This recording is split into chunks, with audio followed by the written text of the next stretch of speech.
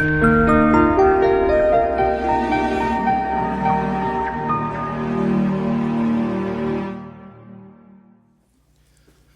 very good morning to ladies and gentlemen.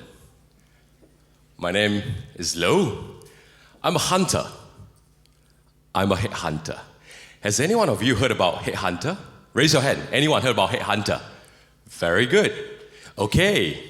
I'm also a job agent. For those who don't really understand what is headhunter, I connect the right opportunity in between the clients, which is employers, and my candidates. So I introduce job for people. The company, which is incorporated in 2012, VHR Consultancy, won the best recruitment firm in Malaysia last 2 years ago. So today, I'm going to share with you about my journey as a headhunter. I don't see it as a job, but I see it as a callings. A lot of people has been asking me, Lo, you must be a HR graduated student in universities. Then you become a HR recruitment agent. No, I'm not. I want to share with you, I'm an engineer. I'm a chemical engineer. And I want to share with you proudly, I'm a chemical engineer graduated from UTM Skudai Johor. Woo!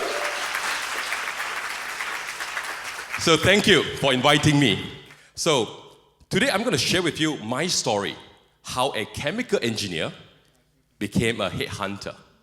So do you want to hear stories? If yes, give us sikit tepukan. Thank you. All right. The story started this way. I live a very, very small town called Rengam. It is about 80 km away from Skudai. It is in Johor. So this town is so small. Imagine this. Today, as of today, the most advanced infrastructure in Rengam is one island petrol station. 30 years ago, where I grew up, there was nothing there. No mama store, no entertainment system. The thing I can do is just time and reading.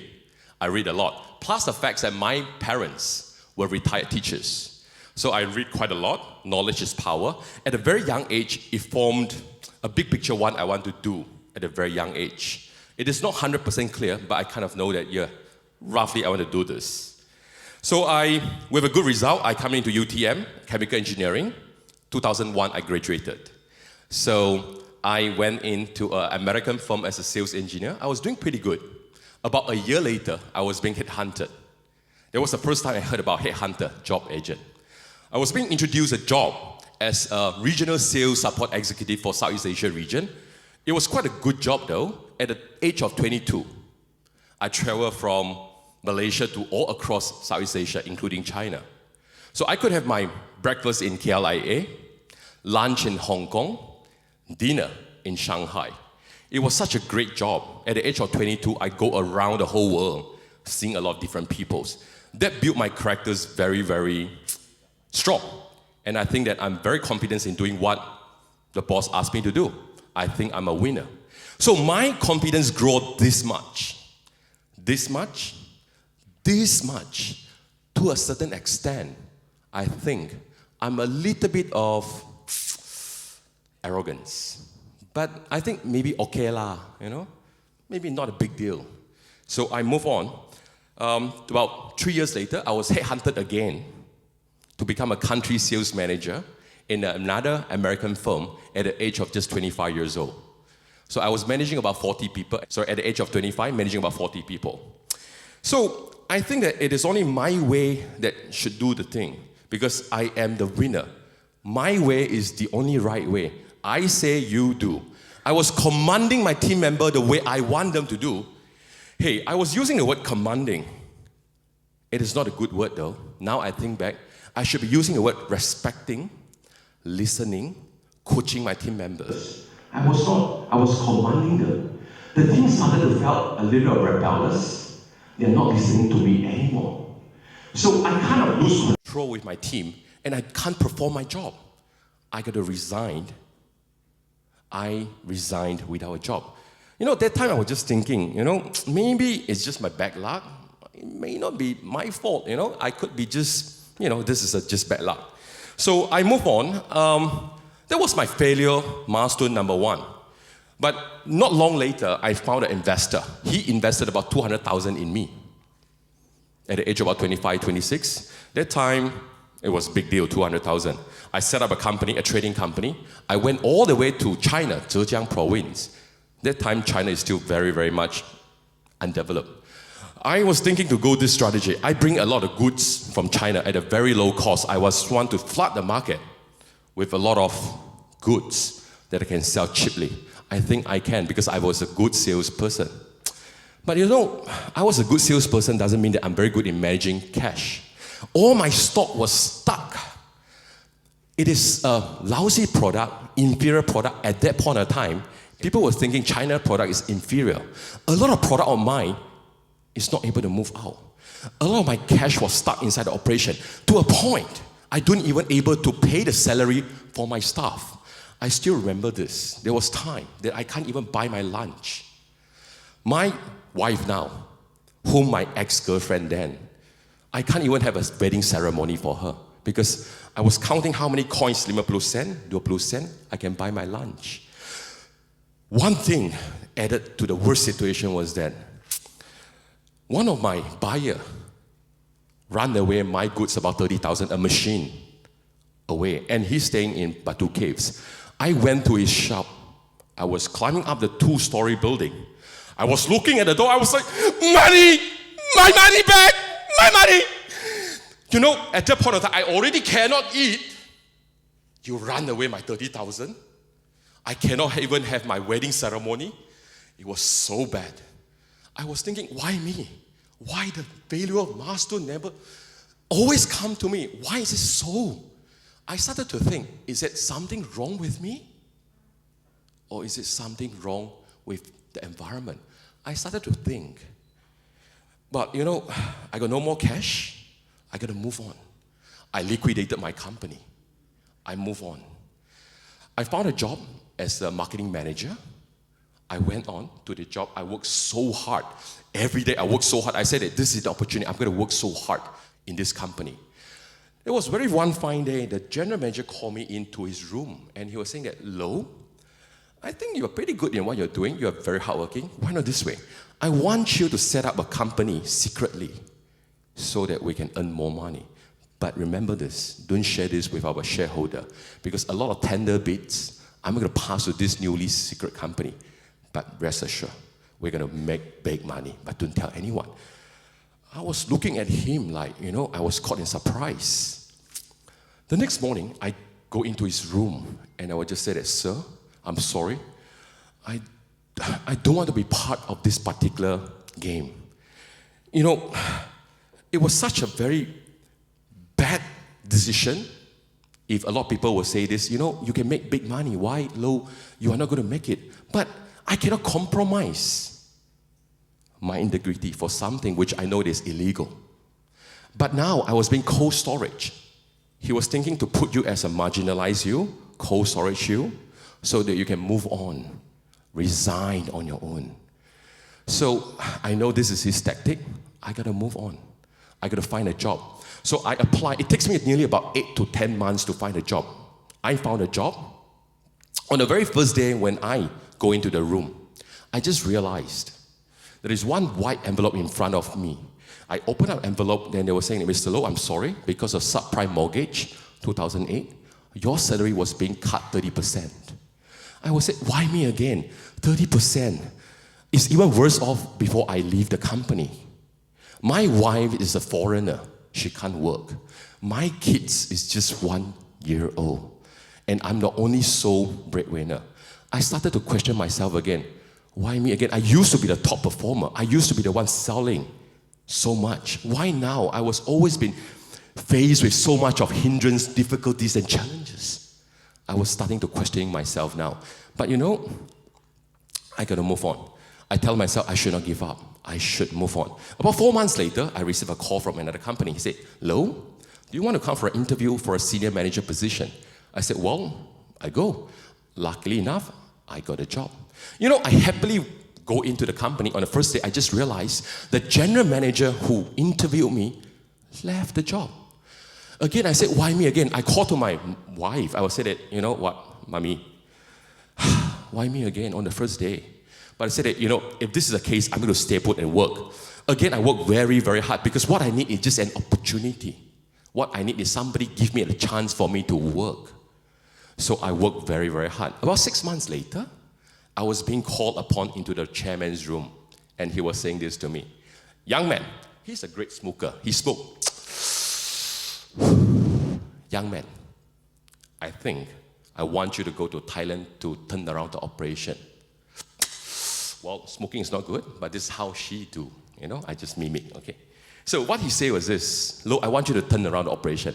So I bought a ticket, I go there, and it was not an expatriate package. My wife and kids is put here in Malaysia. I went there alone to Thailand. I know it's tough. Once I reached down the Suvarnabhumi airport, I take a taxi all the way to my factory. I just realized, gosh, the company only left about 3 months of cash. After that, myself got no salary. Should I give up? Should I not? I can't speak Thai language. I don't know the product, but I got to work. But I tell my wife, Mommy, I'm going to stay here. I can do it. I just want opportunity. I want to tell everyone I can do the job. I want to stay here and turn it around. I look at the financial statements. I liquidate whatever I can liquidate. I get the cash. I go and hire more people. I go and look at the financial statement again. Whatever the stocks I can sell, I sell it out. Whatever things I can sell, I sell. I get the cash. I get more people to recruit it to work for me. To a point, I stay in the factory until about 5, 6 in the morning. Because I tell myself, I will not give up. If this is going to be an opportunity, I'm going to grab it. I'm going to work on it. A year later, the company was successfully being turned around. It was lost for 6 years, but I make it happen within 1 year. So I was being summoned back to the organization. I was being given as the youngest deputy general manager at the age of 31 years old. It was not a small company. It's about 450 million. I was reporting directly to the chairman at the age of 31. There are probably about 100 people, senior manager, country manager, all reporting to me. You see, what I've learned from this message is this, guys. There are times that you are down, there are times you are up. But make sure, remember, you got to stay strong. What I learned from this message is this. You should not give up, and you should not compromise your integrity. Fast forward to 2011 when I decided to leave the organization and become a headhunter. A lot of people asking me, Lo, why lah? You go and leave the job being a high pay salary to become a high commission based headhunter. I tell myself, if this is going to be a decision, I'm going to work all the way out. I used to be managing 100 people at the age of 30, 31 years old. But right now, what I can manage is just a photo set machine, photo set CV. That's what I do as a headhunter. I go all the way down and climb up again. I tell myself I got to work so hard. So, about 5 months later, I was a top biller within the company. 1.5 years later, I was a top biller within the Malaysia, Indonesia, and Vietnam. And it's not a small company. Worldwide, we have about 600 offices worldwide. I was a country director. And in 2012, there was where VHR Consultancy founded. A lot of people asking me, what's your secret, Low? So the secret is this. Fail. Fail as fast as possible. For all of you here, please fail as fast as possible. But is that the real secret? No. The secret is what I've learned from the lessons. Attitude, skill, and knowledge. The right attitude, never give up. The skill, the financial reading statement skill, the communication skill, the sales talk skill. Is that what you have learned? And the knowledge. I know my knowledge is not enough then, so I read more and more. Since we talk about knowledge, I want to ask all of you here, do you think what you study today will really make you the professions? Anyone? Yes? No? No? Yes? Yes. I hear yes or yes, no. Let me give you some interesting figure. Since we talk about knowledge is important, right? Do you know that only less than 30% for those that what you study today, you'll be their professions? There was a researcher, 73% of the college graduates had a job that was unrelated to their majors. So guys, being a talent, I'm a headhunter, I look for the right talent for my customers. Whatever you study today is not important. It's not about how many A's you have. It's not about how many marks you have. Being a headhunter, I look at, do you have the right attitude, skill, and knowledge? What you should do today in UTM is learn the knowledge, apply it as a skills that you can compete in the market. It's not about how many A's. Got it? So, with the right attitude, skill, and knowledge, I want you to think about this. Don't take it as just about the job. Take it as how can I make my job better? Don't take it as what I study, what I've learned, what is my major. But apply the knowledge so that you can compete in the working environment. It's not about what you do, it's how do you do better compared to anyone in the same playing fields. Now, let's bring this discussion to the next topic. It's just not about what you are doing and you are good at. I want you to think about it as a callings. What is callings? A strong urge towards a certain way of life. How it is you feel doing your calling, if you feel being appreciated and making people's life better. I share with you my story. Last year, oil and gas industry meltdown. One day, I received a call from a lady. Tring, Mr. Low, I want to say thank you. Thank you so much because you helped my husband to find a job. You know why? Because he was being retrenched in the oil and gas meltdown. I found him a job in a chemical company as a key account manager. I felt so touched. I felt I touched the life of my candidates positively. That is why I move on as a headhunter as my callings. I don't see it as a job. I want all of you to think about this. You are deemed to face a lot of challenges, hindrances, difficulties along your journey as the hero of tomorrow. One thing for sure, you got to be perseverance. You are going to face these challenges face up. You got to overcome it by hook, by crook. So I want to share with you one more slide. This is a roller coaster. You are going to ride this roller coaster. Imagine this as a journey of tomorrow as a hero. There are times you are up, there are times you are down. Most of the time, you'll be down there. Once you are in that machine, the only thing you can complete it is to finish it and reach the destination. There are people who ask me, Lo, why you seem to be enjoying this riding? I said, well, I like it, I enjoyed it.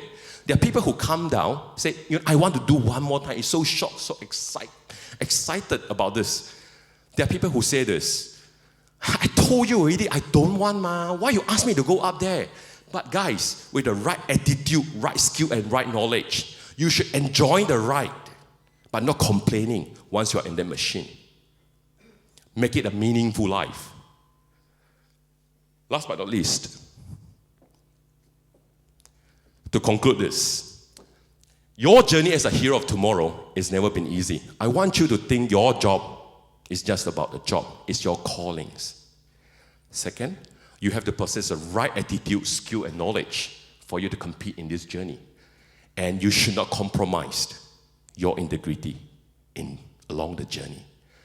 Last but not least, I want to share with you guys, I found my calling as a headhunter. I wish you find your calling as soon as possible. If you can't find your callings, fight for your callings. With this, thank you. All the best.